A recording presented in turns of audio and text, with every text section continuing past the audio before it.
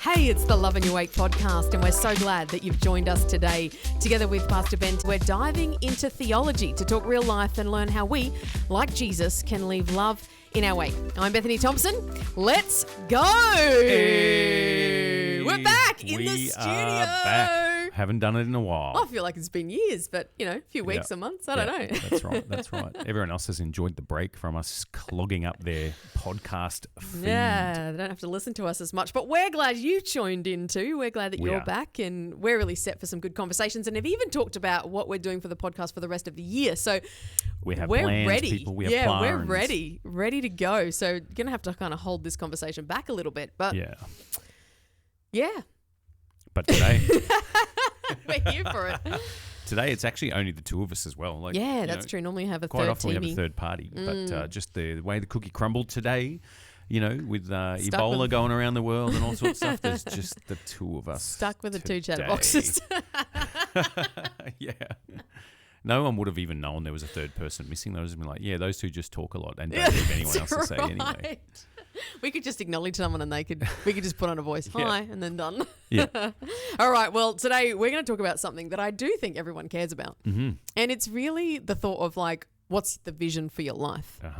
Even I was thinking about this in preparation. How many times, Ben, has someone come up to you and gone, what should I do with my life? Or how do I know what God's called me to do? And I feel like it's kind of a springboard off partly some of those conversation points of surely life is more than paying bills. That thought. It really is. And I think it's important to note that that's a question that's crucial for every person. What is God's vision for my life? What should I do with my life? What do I want to be when I grow up? You know? And some people don't give it good attention because they're busy or they're distracted or they're enamored with different things. So, but I think whether you're a high schooler, a uni student, a parent, a stay-home parent, or a working parent, matters. whether you're a retiree, the question is, what is God's vision for my life? And maybe it should be tailored to say also, even in this season, it might change from season to season. That's really true, yeah. So there's a little sensitivity required around what's God's comprehensive vision for my life. And yet at the same time, there are some things that they're common to every person because things about God are common to every person. So they transcend your circumstances as well, which is probably important to think about, I reckon. It is interesting though, because even when you meet the person of Jesus, you can forget to think that he has a vision for your life. And so then you can just continue on your default path of what the world's kind of already sold you or what everyone else seems to be doing around you, and forget that actually, hang on, the king of the universe, the creator of all things, has a plan, has a vision, and has something that will help your life live fulfilled. Yes. And it's worth finding out what that is. And that is more than a moral code. Yes, and that's more right. than a set of religious practices. More than that behavioural adjustment stuff. Yeah. So it's like Jesus' vision for your life transcends more than just giving up the smokes and getting off the booze. Although please do those things and do yourself a favour and everyone else around you. But there's still something greater than that. So a lot of us need to actually consider, do I need to get a bigger vision for my life? Do I need to grow my sense and my perspective of just what it is God even has for me in the first place? I think a lot of people need to give that thought some attention. Which is interesting, because I think then that just reminds me of someone looking up. Like if you're walking along a path, you're looking down, you're doing what you need to do. Everything's about what's in front of you, but that is a kind of a question of hang on a second, I'm looking up, I'm putting my eyes on something else other than what's right in front of me. Yes. Which is then we can get caught into that short-term thinking of life. Yeah. Short-term thinking is a good way to put it. Survival mode, like what's right in front of me now.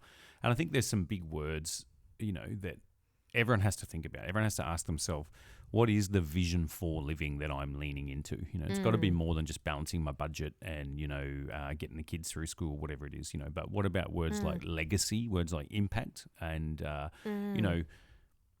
this is the truth about the gospel. It causes us to look in the mirror of our own human mortality, that we are here for a fleeting moment in the grand scheme of things. And so the big question is, well, if we are here for a fleeting moment, what do I want to leave behind me in my life, and what impact do I want to make in this world? And that transcends just I just want to pay my electricity bill next cycle. We want you to do that for sure, but that ain't no vision for living. You'll do all that. You can balance your budget, you can get the kids through school, but at the end of the day, that doesn't guarantee the fruitful and flourishing idea that there's actually a legacy you can leave behind you.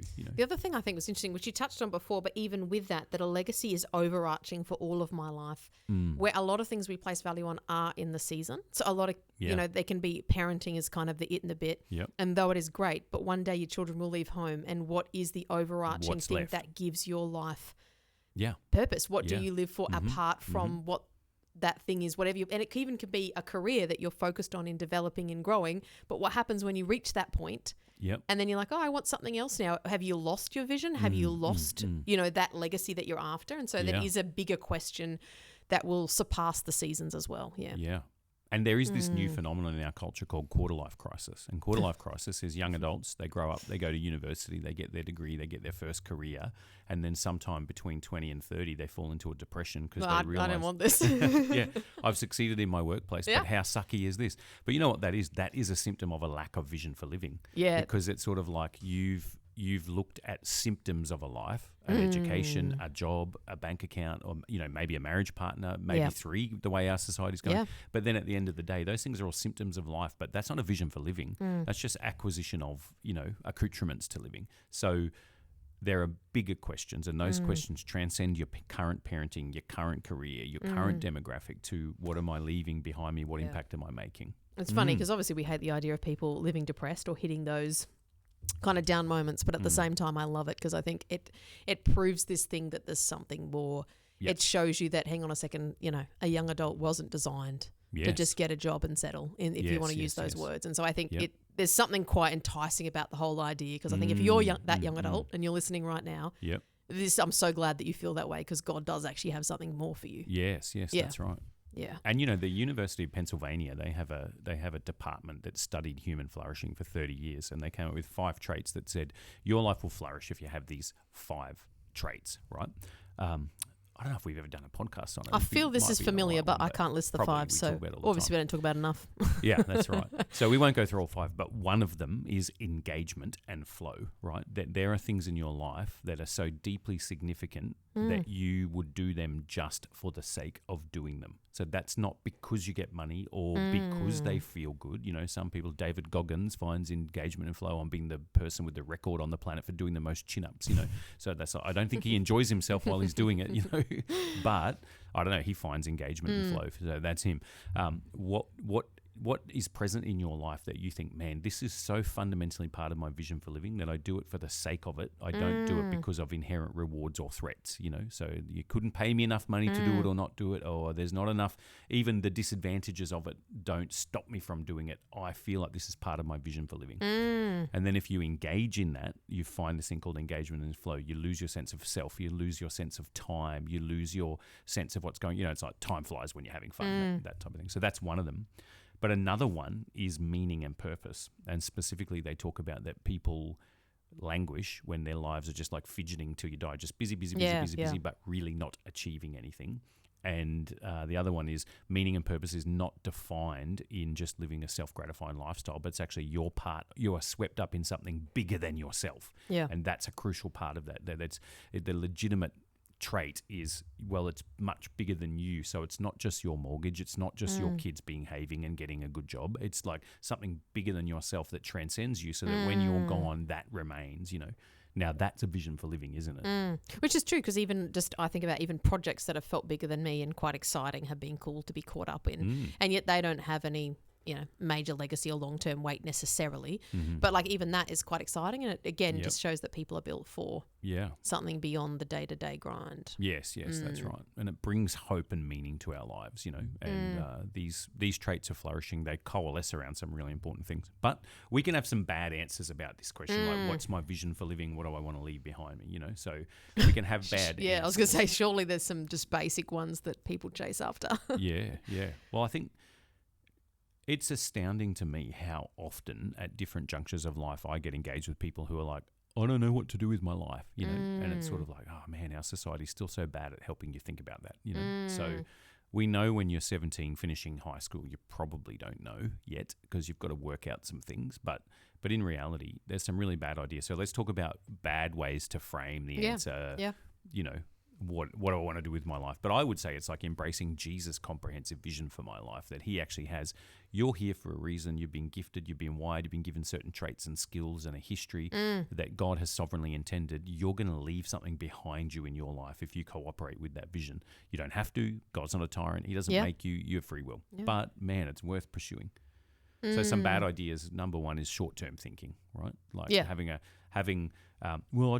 my vision, I just want to have a kid. It's like, yeah, but you'll have a kid and they'll grow up and, or what if you don't have a kid? What if you're not able to? So therefore you can't, that's a lot of pain in that. But, even if you couldn't do that, Jesus still has a comprehensive vision for your life, and that's the thing. So it's too short-term quantifying Jesus' vision for our life around things that are changeable very easily. That's true. Very circumstantial. Like, my vision's just to get married. Yeah, well, does that mean you can't live that out now if you're single? Well, that's not a good comprehensive vision for your life, is it?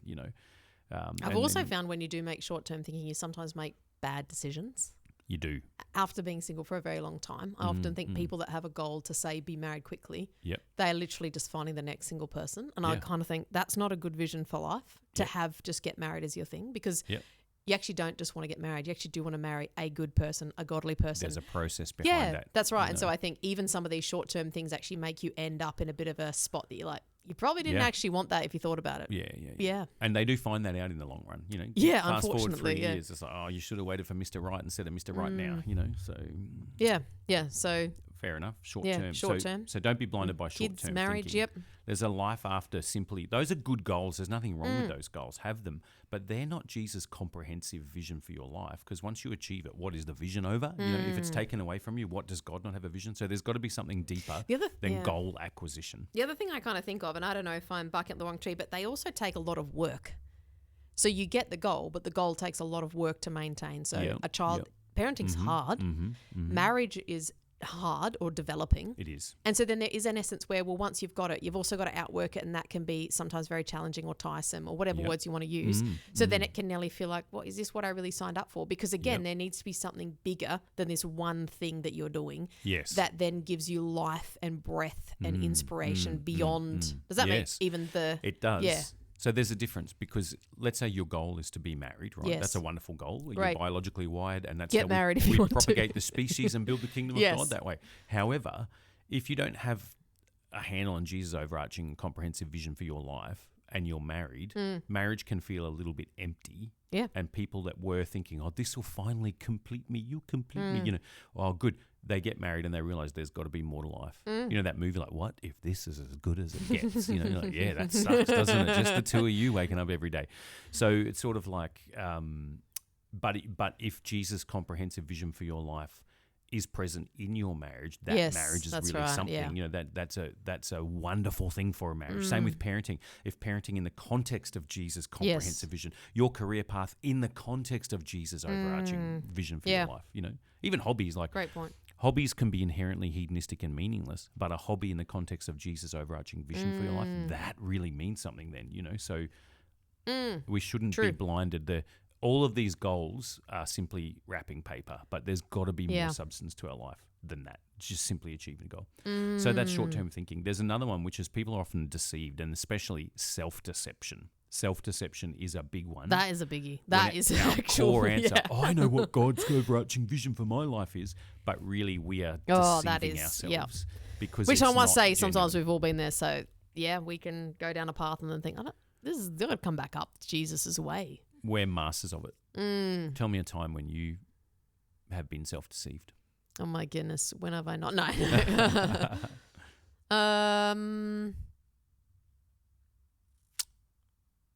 I definitely feel like even sometimes with possessions, or like we bought a house, which is a gift from God. Yeah. But even like you can sometimes on that journey, there's sacrifices in order for us to have a house. And so then it can be going up a path of like, well, I don't have this, I could have that. And then I just have to wind myself back and think, hang on a second, this is not the overarching plan for my life. Oh, yeah. Does that make sense? So I can think I should be giving up, should be giving money to different things or paying for grander things or competing with other people when it's like, is that, do you know what I mean? Yep, I don't know if I'm quite putting it as clear as I could, but then it's like, then I wind back and think, no, I want to be someone that gives to missions, for example, or I want to be someone who sows into my children this way and creates this particular stable household, or you know. So then it's like, actually, no, this is matching my overarching goal, but I can let myself become, I suppose, motivated by other things and comparison, selfishness, anything like that. So it's we're all capable of that. Self-deception, you know. But I feel like for me, it's like wandering up a path and having to backtrack out of that path. Yes. Yeah. Because eventually you will realise, right? So you can do it for 2 weeks, 2 months, 20 years, 200 years. You'll eventually realise, oh, I'm on the wrong track. You know, that's the problem with self-deception, is eventually you might wake up from it, you know. So I've had it in ministry, where the stresses and the heartbreaks of ministry at one time younger in my ministry were so strong, and my disappointment with ministry, my disappointment with the church, my disappointment with, man, I'm called to be a Christian leader, but half the people I'm leading don't even want to be Christian, you know, and then there's so many issues that I had resumes out for a completely different career path. I interviewed for numerous career paths. Oh, sorry. You're reminding me of a situation in my own life. Is that right? Oh, man. This was deep down the trait of personal deception, though, which I didn't realise at the time. I had to have an awakening. I literally had like a garage sale to sell off stuff because I'm leaving. Is that right? Is that right? So I started applying for jobs in secular universities to teach on project management. Right? Because I don't want to do anymore. I just got to teach. I had just finished a qual in business and business management. Oh, yes, and I was like, good, now I don't need the church anymore. I'll still come to church. I'll still be a church member. But if I want to do anything, because I know I need more money. I need more, career success, something that's more gratifying than this. And I did it. And I even got a job. And I even set a start date. But in all of that, the thing I never did is I didn't resign from ministry yet, you know. That is full on. On a Friday at 1:30 p.m, I've gone to meet this place in Brisbane and had a final. Let's sign the paperwork. Let's do all this stuff, right? Pick up your pass to the front door, just everything, right? And in my head, I'm saying to myself, I'm really doing this, aren't I? I'm not, like, I was starting next Wednesday, you know, and I'm not going back to church next week. Yeah, I mean, but this shows the level of self-deception one can operate on, right? So then something really crazy happened. Over that weekend in Brisbane, a catastrophic storm hit Brisbane and it shut everything down, and the Premier banned everybody from leaving the house, right? And so for 3 days we were all stuck inside. No one was allowed to leave their houses. It was emergency flood and cyclone, all this stuff, right? So then our kids were quite small. Dan and I, we were still like watching VHS tapes at the time, something like that, right? Binging stuff on VHS. It's a long time ago. Yeah. And over that weekend, I ruminated on like, well, now I can't resign from my job because there's all this crisis, communications down. It was like this big kind of crazy storm. So it's like I'm just sitting there. You also can't leave everyone in the lurch in the house. And then it's also like, but also like I probably need to give notice in my role and all this stuff. Anyway, so then by the time Monday rolls around, I realise I'm probably not leaving ministry just now, but I'll put it off. So I call this college and I say, look, I'm just going to need a couple more weeks, on the back of this storm. And, and they're like, yeah, no, totally. So then that conversation went away while I got my head around, am I really going to do this? No, they're also right? self-deceived. Yeah. So then Tim Hall comes to preach at our church one of those Sundays, right? Okay. He picks me out of the crowd and calls me up and prays for me. The Holy Spirit bowls me over on the floor. Right? Wow. And then I have a heavenly vision of an angel of choirs singing praise to God, right? And then one of those, this is a crazy story, I can't believe I'm telling it. Then one of those voices says, the angels are singing, or lift up my eyes to the hills, where does my help come from? You know that psalm, but it's like a choir, right? And so then one of those voices says, Ben, you've been worried about so many things, but you need to get your eyes off all those things and you need to look up to the hills and see where your help comes from. Wow. And it just clarified from me in a moment, all my flight from ministry was self-deception, because there are just, you're in ministry, so, there's horrible things about ministry. There's like, you've got to be mad to want to do this, right? Yeah. And anyone who doesn't know what it's like, they think, it'd be awesome to do that, right? We're just telling you. And this is like why, Wayne Alcorn still says it, and his dad used to say, if you can possibly avoid being in ministry, do. And if you can't avoid it, it sucks to be you, bro, Anyway. But I was self-deceived because I was going to go and have an easier corporate job than the sacrifice of ministry. Yeah, wow. And I could have talked myself into that whole thing, financial security for my family, just an assortment of things, I totally get that. But God recalibrated my life with that storm, that thinking, and then that experience of God, Kind of something that I think that can lead us down that path is that desire to escape. And so even that initial escapism can be something that really does lead us down that path of like, I'm over this, or this marriage is hard. And so I plan that, for some reason we think God's for divorce and ripping families apart, and we self-deceive ourselves to uproot and upend our lives when that's actually not what he wants at all. And so it's like sometimes, or we kind of think, oh no, I'm just going to spend this savings we've got because I just rah, and we upend our life and self-deceive where that would have actually been something quite powerful for some other season. Like I feel like there's lots of moments where, but it kind of starts in that feeling of like, I need to run away from my life. I got to get out of this. That's right. Which is really interesting because then it also shows of like, well, are you just focused on the here and now? Is that all that life is? Because sometimes like that God moment that you had nearly pulled you back and was like, let's take a have a look back. at the big picture here. That's right. So it reminded you of that kind of. Yeah. So it can be that we sell ourselves things that are just not to be sold. Yeah. Yeah. Well, that whole arc of narrative taught me, man, I could be really self-deceived, and I can convince myself my motives are good and right, and I can justify it to anyone, but they're not always good, So self-deception, and then there's obvious deception where we're just pursuing materialism, wealth, famous and notoriety, otherwise we can deceive ourselves about the importance of things. Like we all want to pay off our house, but if you're just living that, you think, man, I'd really live when my house was paid off. It'll be paid off one day, and you'll be another depressed retiree like many who haven't got a vision for God's life. So I just want my children to turn out okay. Yeah, they might, but then you've still got to live a life after that. So it's a good point that living for or with God's overarching plan for your life is not a one-day thing. No. Like as in you don't kind of think, oh, well, I'll build my stuff, save for my stuff, do what I want to do, and then one day I can kind of plan for that. It's like actually God has a plan whilst you're in the middle of parenting toddlers. It transcends all those whilst things. You're in the height of your career, whilst you're, wherever. You could even be on a cruise ship cruising around, and that's a good thing, but it's still God still has an overarching like vision for your life. Overarching vision. You're leaving it's not a one day thing. Yeah. So short-term thinking, self-deception. Yeah. Here's an interesting one. We're actually quite often skilled at wanting the wrong things, which I guess is possibly self-deception, but in reality, it's not self-deception. It's like we have to critique the desires of our hearts and work out what is the source of these desires. Am I just materialistic? Am I idolatrous? Am I egotistical? This is a very silly thing. But obviously, if you don't know, I was single for a very long time, probably like 18 years as an adult. It's a long time. And so I used to have You were what age when you got married? I think I was 36. Okay. Yep. Yeah. So we were obviously together a bit before that, so maybe a bit less, but at least 15 years, a long time as an adult. And especially your early 30s processed as a woman with a career in ministry, all this stuff. Yeah. Okay, I'm single. And I moved out of home when I was 18, so it was... It's 20 years of, Yeah, a long time. Yeah. But I used to kind of have this thing to help me with this area of, not wanting the wrong things. That if I liked someone, I would consciously begin to look at how much time I'd spent with God. Oh, yeah. And it would begin to go, well, is this just you wanting something because you're looking for a relationship or looking for satisfaction or your desires are getting out of control? Yep. Or is this actually, oh, no, this is a normal part of life and desire and what God built. Thing. Yeah. And so one of the ways I'd be able to do that is by going, if you haven't spent time with Jesus, it's most likely misguided. Yeah. Like the more I hadn't spent time, the more misguided it would be. And the more that it was like, oh, no, this is legitimate, all good, and then you could do whatever comes next, But yeah, it was one of those things of like I could tell that there were definitely times where it was like, yeah, that's not a thing to be wanting, Yeah. So you like can so easily, the moth going close to the flame. And for me, it was like that proximity to Jesus really helped me to,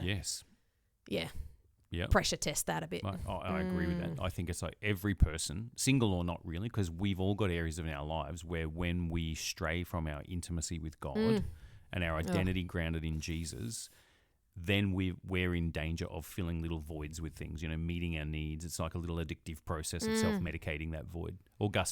St. Augustine's famous for saying, you, O Lord, have made us for yourself, and our hearts are restless till they find their rest in you. And what it means is when we are restless, we go and we find something. But if we don't find it in God, we'll use any other possible thing, And that's the rudder of desire in our heart. It will pull us towards the wrong things if we don't leash it to the right stuff. Yeah.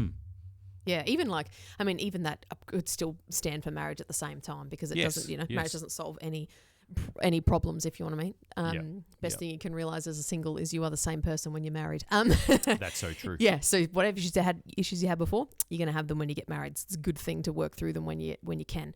But even money can be. That's why I think it's such a good idea to have a budget, because you do your budget with a sound mind and even with prayerful consideration to be like, this is what the overarching goal is for our life, and we're going to set this. Where if you often just kind of spend based on feeling. Yep. That is going to be wanting the wrong things. Like we all reasoning. Know that. So that's even just that of like, God does have an overarching vision for your finances, because that your finances are part of your life or your relationships. And so the more you can be considered and consider intimacy and involving him, the better that is. Yeah. It's so true. It's so true. Good one. And then we all have blind spots as well. So, you know, we might not always see, I really have this strong compulsion to go this way in life or do this way, but that we might not realize why we want that, you know. So we might be blind to how much deception there is, or how, oh man, that's really not the right thing for me. We might be blind to God's bigger picture for our lives and, you know, operating with that short-term thinking. We might be blind to the right things. Yeah. You know? Yeah, that's true. So we can be drawn to things and not realize, actually, there's something way better here, but you're just not seeing it, bro. And I mean, anyone who's ever helped their friend who's having a psychotic incident about their life choices knows, but you're not seeing this and this. This is no reason to flee the country, you know? Yeah. Something that really bugs me this one, probably because I like to be right or kind of have my ducks in a row, is that you don't know them. It really ticks me off. Yeah. That there actually are blind spots. Like, I think that's where I feel like it's good to have community or people that are honest with you, even at the start of the year. Yep. I asked Jack a silly question, like, what do I need to let go of? And I thought he would be like something physical, you know, more like a thing you own. Anyway, he said something more like a trait that's not great. And I was like, oh, yeah, right. But it was a good blind spot, because it was like, actually, yeah, I do care too much about that. And so let's scale that back and involve Jesus in that part of your story. But it's hard when it's a blind spot, because the only way to know is to kind of be affronted with it, whether it's in a discipleship course like Next Level or whether it's in community with people or having a mentor. So it's like you do have to a bit more seek it out. Yeah. Yeah. Well, and that's what's good about you asking that type of question of someone, because maybe he's not going to go, hey, Betty Bravo, you know what I've been thinking? You need to let this go next year. Fix this. Here's a couple of areas that you might be blind to that I'm going to speak into. He didn't do that because he's not walking with a limp. You know? No, but it's true, because like you do have to have, that's kind of a really like brazen, isn't it? Assertive person. Like, it's not every day that you meet someone like that, or you give people permission to do that. Yeah, the relationship's got to be pretty safe for you to ask and for them to respond. Yeah, and you're also got to be close enough to see. Yes, that's right. That's right. Yeah, I mean, I've had people say, as a pastor, I've had people come to me, Pastor Ben, speaking to my life, you know, if you see anything that you think I need to grow in, could you let me know? And I'm thinking, dude, we never spent any time together. How would I know? Because I saw you park too close to the white line in the car park, you know. So they, you know, it's nice that they very hard, want my input, but in reality, they need to cultivate close relationships around them that do that. Because in reality, I'm going to go, oh yeah, I'll pray about it, bro. But like, how am I going to know? You know, then am I going to play mind games with their head just to give them feedback on something? So having quality relationships around us where we do life together, and then invite those people to speak into our life, the painful yet chilling process of growth. What blind spots do I have? The other thing would be self-evaluation, because you know when you go around a mountain and you get a result and then you find yourself with that result another year later and another year later, it's like, that's probably a blind spot. Because it's a repeated yes. And so it's like, even if like, say you're having, you know, you're in some kind of career, and it means you've got to have lots of leadership conversations, and you find that all of those leadership conversations are ending negatively. Yeah. Something's kind of a miss there. Oh, how come I couldn't reconcile That's those? right. That's right. Like, we know there are bombs every now and then, but how come everything blows up? Okay, I need to check this. Yeah, which is kind of a good reflective process of like, are we living self-aware and are we being reflective? Yeah. Yep. And that's about having a look at the bigger picture of our life, analysing our patterns, catching us. You know, in Next Level, we're doing Next Level at the moment, and one of the common things that's coming up is people analysing their patterns. Because when you look at your patterns, it's hard to maintain a blind spot in something. The data tells you, it tells you 360 degrees. Yeah, like right. Open your eyes, look at what you're like, ask people. But and crisis also confronts that, right? You know, when something really bad happens, what you're truly like seems to come to the fore. So anyway. But what's interesting is that if God's got an overarching vision for your life, these blind spots can really affect the outworking of that, your allegiance to that. Yeah. So they play a big role in. They do. Yeah. And then, like, you can still follow God's comprehensive vision for your life with those problems, right? But the problem is if you're choosing the wrong thing instead of pursuing Jesus' comprehensive vision for your life, that then really hampers your life. You know? I think there's something I've noticed about Next Level, though, is you can pursue the overarching call for God's vision, or you can work on yourself and do it, and how much more fulfilling and more of it do you receive when you work on yourself and you live as a disciple? Yes. Does that make sense? Yep. So if I deal with my own brokenness, if I deal with my own pride, if I deal with the fact that actually I've got allegiance to something else, then I'm actually walking in more fulfillment, in more discipleship, if that makes sense. Yes. Where if I just go, it's there, but I haven't quite dealt with it, I'm happy to go around the mountain another 5 times. You are, in essence, putting yourselves barriers. Yes. You're slowing in the yourself way. down. Yes, that's right. And in the gentleness of God, that's the thing, is he doesn't make you do it. He doesn't come in and break your legs and pound you. Like, he leads you. He's a shepherd. But you know what? The sheep can run across the paddock and he'll be like, okay, I'll just wait here, you know? Yeah. So. I heard a great quote recently, is that Jesus has a sense of urgency about the message of the gospel, but he also takes his time. Yeah. Even with the discipleship of his people. That's so true. He doesn't tell you everything today that you need to deal with in your own life. Praise God for that. Yes, so that's right. what we've talked about so far today are simply barriers to Jesus' comprehensive vision for my life. There's pseudo attainment of those things if I pursue the wrong stuff. If I've got the wrong answer to that question, what is God's comprehensive vision for my life, and how do I quantify that? And we've got to be careful about our blind spots, about our brokenness, about wanting the wrong things, about self-deception, and about our short-term thinking. So it's probably worth asking is if we were to ask you, what is your overarching vision for your life, what is your answer? Yeah. Can you answer it? Yeah. And if you can't, then what area are you tripping up on? Are you tripping up on short-term thinking? Are you tripping up on self-deception? Are you tripping up on wanting the wrong things? Or are you tripping up on blind spots, or a combination thereof? Yeah. But really, like, can you answer, what is the overarching vision for my life? And do you want God's perspective on it? Yeah. Great question. Great place for us to pull up stumps. Amazing. Well, thanks for stopping by today, and we are going to keep continuing this conversation. But in the meantime, to stay connected with us, it's Encounter Church TV on YouTube and Encounter Church AU on Instagram. We're all about leading lives that leave love in our wake. So until next time, maybe we can all find ways to do just that. Bye for now. Ciao for now.